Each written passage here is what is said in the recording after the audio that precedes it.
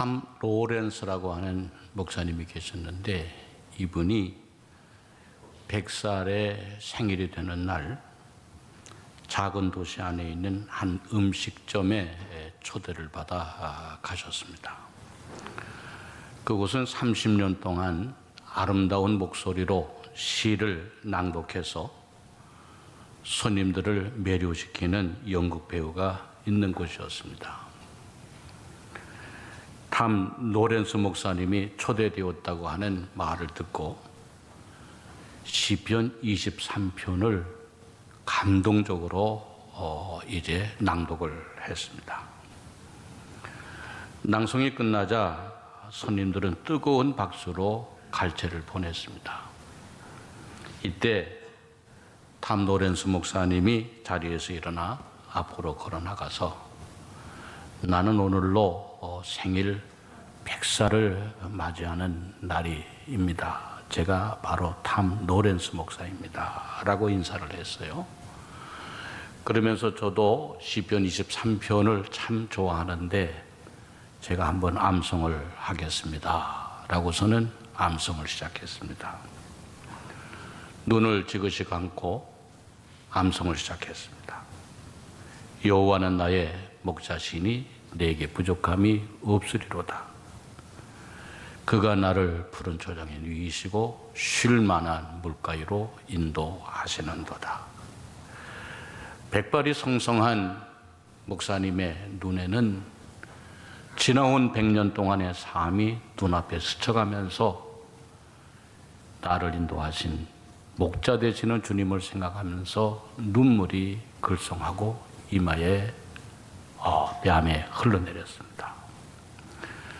자중은 숙연해졌습니다. 여기저기에서 흐느껴오는 소리들도 들렸어요. 암송이 끝난 다음에 조금 전에 시편 23편을 낭송했던 그 배우가 목사님에게 찾아와서 물었습니다. 저도 시편 23편을 낭송을 했는데 사람들의 반응이 전혀 다르네요 라고 얘기를 했어요.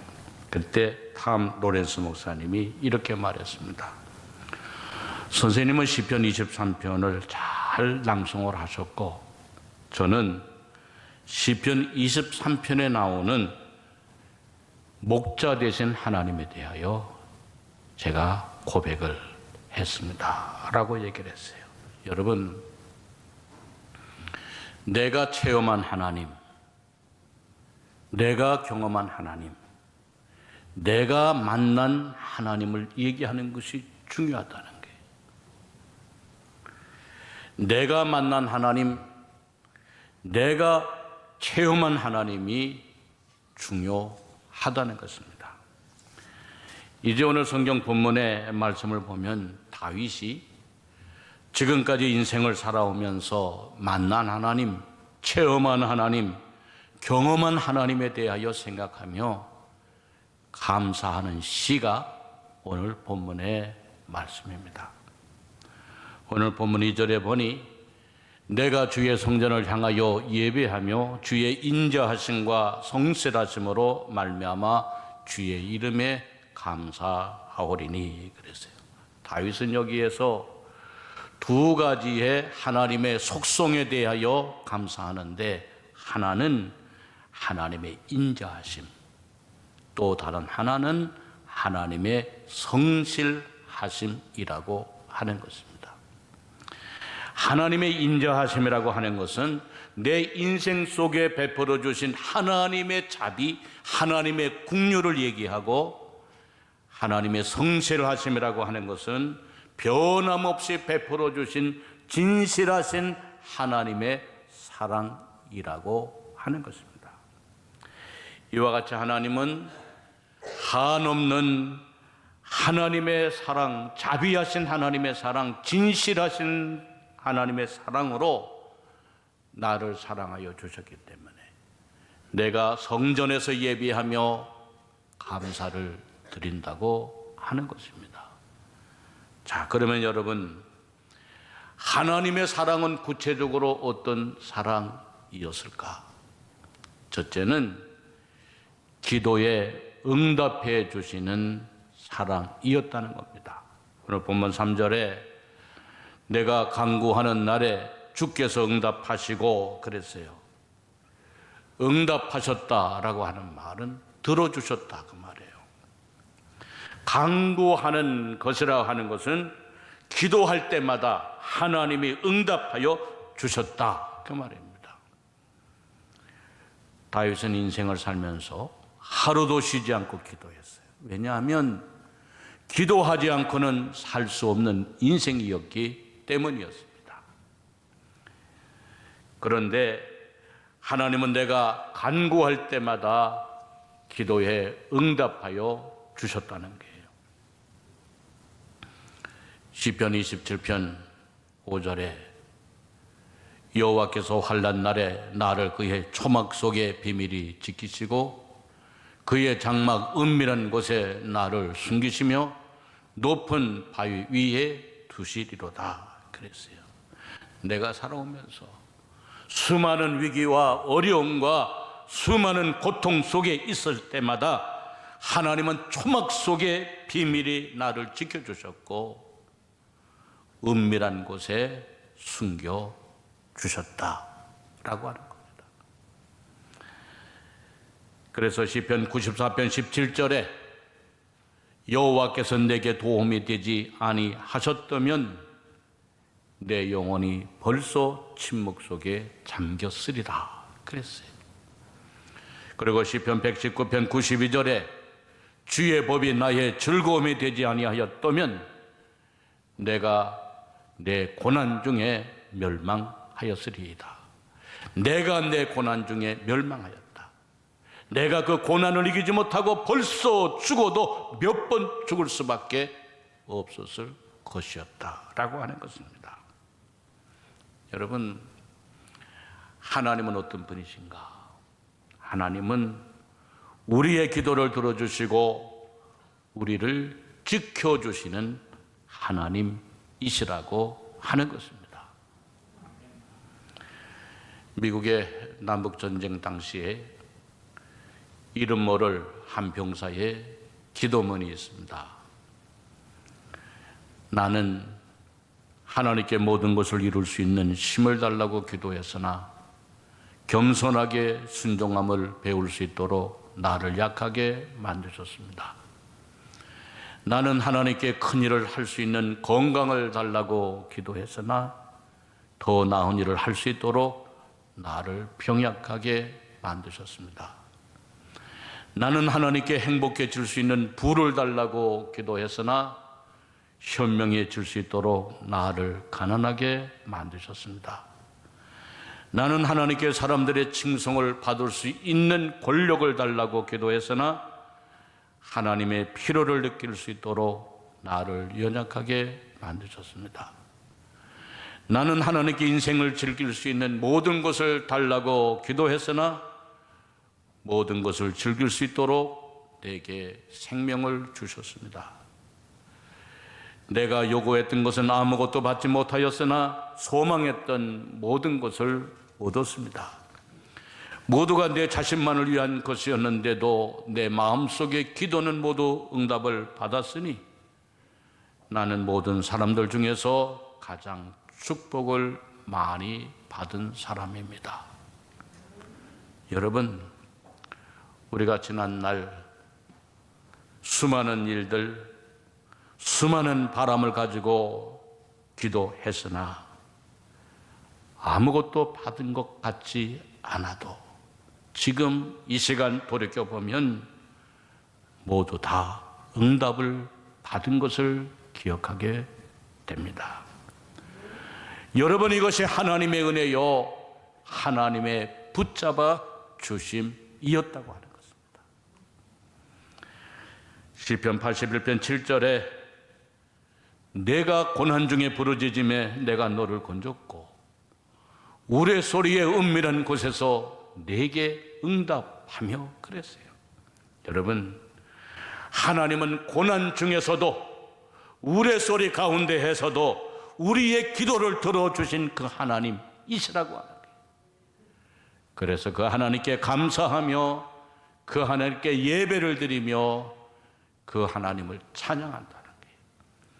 사랑하는 우리 노건교회 성도 여러분, 지난날의 고난 속에서도 나의 기도를 들으시고 오늘 여기까지 인도하신 그 하나님을 생각하며 감사와 찬양을 드리는 여러분들 모두가 다 되어지시기를 주의 이름으로 축원합니다.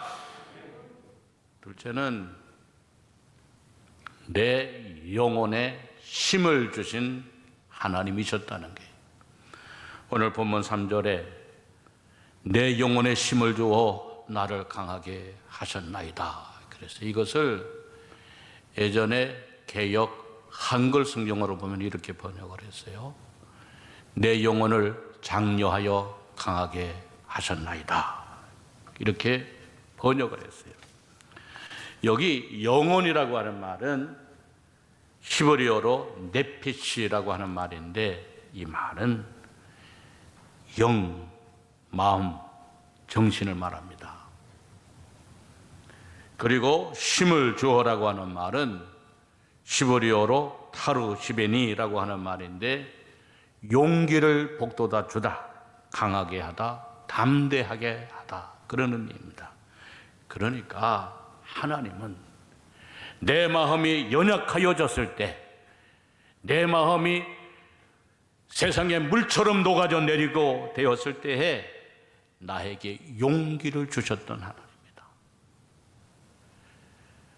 내 영혼을 장려하여 주신 하나님, 담대하게 하여 주신 하나님이셨다.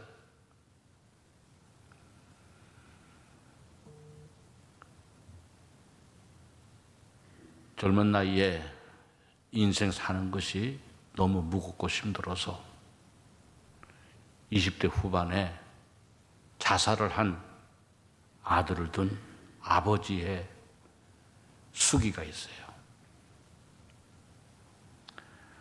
아들과 이별한 지 6년이 지났지만 남은 우리 가족은 시간이 멈춘 채 살고 있습니다. 지금도 누가 아들 얘기를 하거나 지나가다 비슷한 또래의 젊은이를 보거나 청첩장을 받을 때면 한동안 멍해집니다. 당시 아들은 군 복무를 마치고 복학하여 졸업을 앞둔 터라 별다른 걱정을 하지 않았습니다. 그런 줄 알았는데 아들이 어린 나이에 자기의 인생의 무게를 견딜 수 없어 자살을 하고 말았습니다. 갑자기 당한 충격은 슬픔과 분노로 죽음밖에 생각나지 않았습니다. 매일 죽어야지 하면서 술독에 빠져 살았습니다. 남은 가족들도 당장 죽을 지경이라 누가 누구를 돌볼 상황이 아니었습니다. 아들에게 잘 해주지 못했던 저 자신을 매일 탓하며 자책하고 지냅니다. 아들이 중학교에 다닐 때 구로동으로 이사를 했습니다. 쉬려면 싫어하는 아들을 달래 관악산에 올랐습니다. 아이는 무척 힘들어했습니다. 산 중턱에 올라가 보니 서울대 전경이 한눈에 들어왔습니다. 그때 저는 하지 말아야 할 말을 아들에게 했습니다. 잘 봐둬라. 앞으로 내가 다녀야 될 대학이다. 너도 꼭 아빠의 후배가 되어야 한다. 아이의 표정은 몹시 어두웠습니다. 저는 어리석게도 그렇게 말하면 아이가 자극을 받아 나도 아빠처럼 꼭 서울대학 갈 테야 라고 결심할 줄을 알았습니다. 지금 생각해보면 참 바보 같은 아버지였습니다. 힘들게 산에 올라와서 아이의 마음까지 무겁게 만들었으니까요. 아들을 잃고 난 다음에 깨달았습니다. 그저 아들이 존재하는 것 자체만으로도 소중한 하나님의 선물이었다고 하는 것을 알지를 못했습니다. 아이가 어릴 적 자동차 문에 손에 다쳐서 울고 있을 때도 아버지인 저는 얼마나 아프냐라고 묻지 않고 사내 자식이 그깟 일로 울면 안 돼. 괜찮아. 시간이 지나면 안 아플 거야. 라고 말했습니다. 그것이 아이를 강인하게 키우는 방법이라고 생각했기 때문이었습니다. 타임머신이 있으면 그때로 돌아가 아픈 아이의 손을 잡고 많이 아프지? 내 새끼 하면서 손을 보담아 주었을 것입니다. 죽지 않고 살아야 할 이유를 목마르게 찾아 헤맸습니다. 그러다가 친구한테 전화가 왔고 교회에 같이 가자고 했습니다. 저는 하나님이 계시다면 왜 사랑하는 아들을 데려갔느냐고 그 친구에게 욕을 퍼부으며 화를 내면서 전화를 끊었습니다. 그런데 다음날 미안함이 몰려오면서 저도 모르게 그 친구에게 전화를 걸어 다음 주일날 저도 교회에 데려가 달라고 부탁을 했습니다. 하나님에 대하여 조금씩, 예수님에 대하여 조금씩 알아가면서 술독에 빠져있던 제 자신을 용서하지 못하고 자책에 빠져있던 저를 다르게 만들어 가셨습니다. 낮에는 일하고 밤에는 술 친구 대신 성경 공부를 하며 하나님의 사랑에 대하여 알게 되었고 몇 년 후에 호스피스 활동을 하면서 나 같은 사별을 경험한 사람들을 위하여 강연도 다녔습니다. 저는 죽음이 끝이 아니라 영생이 있고 하나님 앞에 서기 전에 삶을 더 가치 있게 살아야 된다고 결심했습니다. 그리고 살아있는 가족들과 이웃을 더 사랑하게 되었습니다. 저 자신을 정죄하며 용서하지 못했던 마음이 치유가 되었고 살아야 할 이유를 찾지 못한 저에게 살아야 할 이유를 이제 찾아주셨습니다. 나중에 하나님을 만나게 될 때 왜 아들을 일찍 데려갔느냐고 따지지 않을 것입니다. 저를 변화시키고 남아있는 것들을 소중하게 만들어 주었고 무엇이든 두렵지 않게 만든 것이 이 아들의 선물이자 하나님의 선물이기 때문입니다. 라고 간증을 했어요. 여러분, 하나님은 어떤 분이신가? 우리의 영혼을 붙잡아 주시는 하나님, 우리의 영혼을 장려하여 주시는 하나님, 우리의 영혼을 사랑하여 주시는 하나님이시다고 하는 것입니다. 사랑하는 성도 여러분, 지난날 여러분들의 영혼을 생각해 보세요.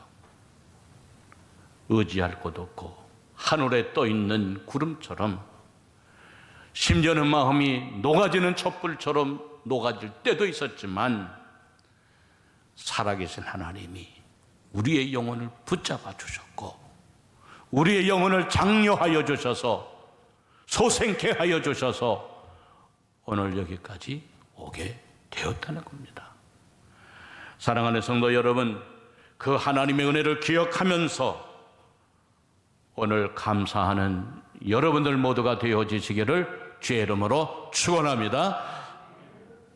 실제로 내가 하나님께 감사할 이유는 나의 삶을 소송시켜 주셨다는 거예요.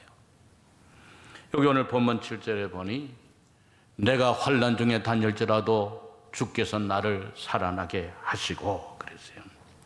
여기 환난 중에라고 하는 말은 시브리어로 보니까 베케레브 차라라고 하는 말인데, 이 말은 환난 가운데에서 혹은 고통의 심장에라고 하는 말입니다. 여러분, 이 고통의 심장에라고 하는 말은 내 마음이 억눌려져서, 내 마음이 짓눌려져서 감당할 수 없는 압박을 받은 것을 말합니다. 여러분, 우리의 심장에 고통을 받을 때가 얼마나 많아요. 내 심장이 억눌려서 압박을 받아 죽을 것과 같은 상황이 얼마나 많아. 소송케라고 하는 말은 시보리어로 테하엔이라고 하는 말인데, 이 말은 윤기나게 번성케 다시 태어나다라고 하는 말입니다. 그러니까 하나님은 우리들의 영혼에만 힘을 주신 것이 아니라 우리가 환난 중에 고통을 심장에 받고 있을 때에도 하나님은 우리를 일으켜 세워주셔서 굳세게 하시고 번성케 하시고 용기 나도록 만들어 주셨다는 거예요. 여러분, 원래 양은 이 앞다리와 뒷다리가 짧아서 양이 뒤집어지면 자신의 힘으로 양이 몸을 바로 세우기가 어렵다 그래요. 그래서 이 뒤집어지면 앞다리 뒷다리를 가지고 막 바둥거리다가 두렵고 무섭고 그러다가 이제는 양들이 생명을 잃는 경우도 많이 있다는 거예요. 그래서 목자들은 지팡이를 가지고 다니면서, 구부러진 지팡이를 가지면서 뒤집어진 양들이 있으면 빨리 뒤집어 놓는다는 거예요. 그래야 양들이 산다는 거예요. 여러분, 우리 지나온 삶들을 돌이켜 보세요. 얼마나 많은 날들을 우리가 양들과 같이 뒤집어져서 우리가 바로 서지 못하고 일어나지 못하고 어려운 가운데 놓였던 적이 얼마나 많았는가. 여러분, 때로 동서남북이 막히고 우리의 앞길이 막히고 하늘길이 막히고 먹고 살 길이 막히고 걸어가는 길이 막혔던 적이 얼마나 많이 있었는가. 그러나 하나님은 이러한 뒤집어진 양 같은 우리들을 하나님은 뒤집어 주셔서 세워주시고 일어서게 하시고 걷게 하시고 오늘의 삶을 여기까지 하나님이 인도하여 주셨다는 거예요. 그래서 우리들은 그 하나님을 찬양하며 감사해야 한다는 거예요. 사무엘상 25장 29절에 보면 나발의 아내 아비가일이 다윗에게 한 말이 있습니다. 다윗이 사울왕에게 쫓겨다니면서도 번번이 죽게 되었음에도 불구하고 오뚜기처럼 일어나는 다윗을 보면서 아비가일이 다윗에게 이런 말을 합니다. 29절에 보니 사람이 일어나서 내 주를 쫓아, 여기 내 주가 다윗을 얘기합니다. 사람이 일어나서 내 주를 쫓아 내 주의 생명을 찾을지라도 내 주의 생명은 내 주의 하나님 여호와와 함께 생명싸개 속에 쌓였을 것이요, 그랬어요. 사람이 일어나 다윗의 생명을 찾으려고 수없이 찾아다녀도 내 주의 생명은, 다윗의 생명은 하나님의 생명싸개 속에 쌓여 주셔서 누구도 손을 대지 못하도록 만들어 주셨다는 거예요. 사랑하는 성도 여러분, 오늘 우리가 여기까지 살아온 것이 우리의 노력과 수고와 의지로 살아온 것 같아도 하나님의 생명싸개 속에 여러분을 쌓여 주셔서 오늘까지 여기까지 살아오게 된 줄로 믿으시기를 바랍니다. 하나님이 우리를 지켜주셨어요. 하나님의 우리를 뒤집어진 양과 같은 우리의 인생을 하나님은 바로 세워주셨어요. 그리고 일으켜 주셨어요. 우리의 생명을 강하도록 붙잡아 주셨다는 겁니다. 오늘 우리가 먹고 사는 거, 일용할 양식을 가지고 사는 거, 그래도 어려운 시대에 여기까지 살아온 것이 붙잡아 주시는 하나님의 은혜가 함께 있었음을 우리가 깨달아 알아야 한다는 거예요. 그래서 다윗은 오늘 본문 1절에 내가 전심으로 주께 감사하며 신들 앞에서 주께 찬송하리이다. 그래서 전심으로, 여기에 전심이라고 하는 말은 흩어지지 않는 몸과 마음과 정신과 영혼을 가지고 모든 것을 합해서 전심으로 하나님께 감사한다고 고백하는 겁니다. 사랑하는 우리 성도 여러분, 지금까지 살아온 것이 하나님의 은혜인 줄로 믿으시기를 바랍니다. 오늘 코로나19로 5, 1년 동안 우리가 온 세상에 힘들어하는 가운데 있었어도 여기까지 살아오게 하신 것 또한 하나님의 은혜인 줄로 믿으시기를 바랍니다. 여러분, 감사는 평온할 때 하는 감사보다도 어려울 때 하는 감사가 귀한 감사입니다.